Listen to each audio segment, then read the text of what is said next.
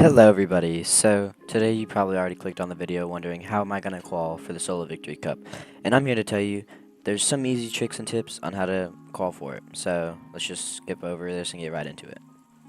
Okay, so if you didn't already know, the Solo Victory Cup format has changed drastically, right? It went from going top 75 gives 1 point, top 50 gives 2 points, to from top 50 you get 1 point from there and on. So really, top 5s don't matter as much as top 10s anymore, right? So let's say, for example, this season, right? You get a top 10, you're only getting 5 less points than if you get a top 5, right?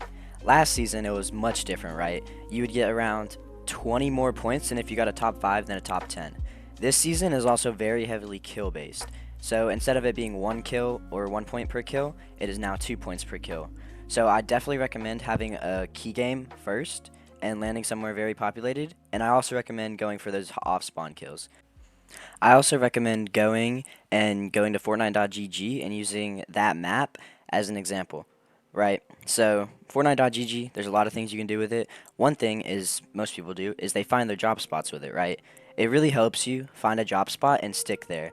And also in tournaments, you never want to change your drop spot. If you change your drop spot, you're basically cooked for the rest of the tournament. So never change your drop spot. Pick one, land there in ranked maybe 3 or 4 games before you play the tournament, and then once that happens, you're just basically smooth sailing. Also, you need to learn your drop spot too. Not just land there once or twice, get a few chests, it's whatever. You need to learn it, you need to learn a loot path, and you need to stick to it for the whole tournament. Now let's get into the season's meta. The season's meta is basically all over the place. ARs, they're OP. The swords are OP, and I'm going to show you how they're OP in this clip. Oh my lord! No! Like, what is this game?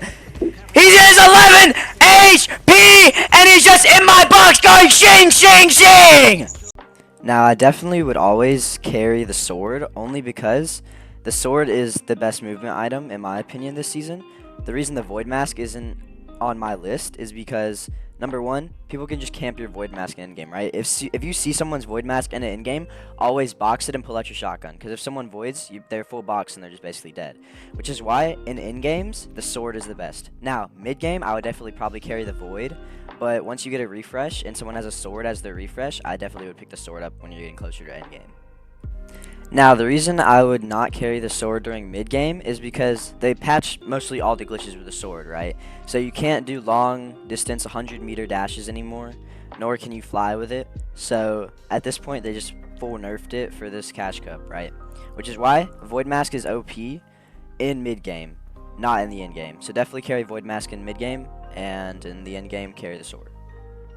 Now, for the rest of your loadout, I definitely recommend carrying the Centennial Pump Shotgun and the Hollow Twister Assault Rifle. These are two of the best guns in the entire game right now. The Hollow Twister, it just beams, right? It just beams. That's all I have to say. And the Centennial is the best out of the other 2 shotguns. The Oni, you think it would be good? Oni's the worst shotgun in this season right now. It's horrible. It hits for like 30 damage if you don't full hit him, and it only has 2 shots. The auto, it's okay. It's basically a nerf version of the auto shotgun from Chapter 5. So, pick up the Centennial. Centennial is the best. Now, for healing items, I definitely recommend carrying one of those blobs and probably like medkits or big pots or something like that. Now, my predictions for Qual is going to be around 180 points to 200, only because they changed Qual from top 5,000 to top 600, and kills are worth 2 points instead of 1 point now, which means people dropping high kill wins in their first games will most likely be the ones to qual. So I definitely recommend going for a high kill first game. And since kills are 2 points instead of 1, that also brings up the percentage that you're going to need more points, along with it being top 600 qual. So definitely aim for around 210 points instead of like, I don't know, 120 like last season. Now, let's say you qual, right? The qual, even if you win a game, you're not guaranteed to earn, because only top 25 in finals actually earn, right? They get bigger prize pools. There is bigger prize pools, because first place in the tournament gets $5,000 instead of only getting 300 max. But they did that, and now less people can earn, but more people earn more money. So Now, last thing I'm going to say is definitely go watch pro players like Muzz, for example, because Muzz is one of the best solo players, debatably, right? So if you go and watch him and just, like, I don't know, watch him for an hour before this tournament, right? And just see what he does, right? Just look at his stream, look at some videos he's made, and just see what he does. He's one of the best solo players, and he makes some of the best plays. Anyways, guys, that's all I really have to say for the video. Good luck trying to earn, good luck trying to qual, good luck trying to get PR from this tournament, and just good luck in general.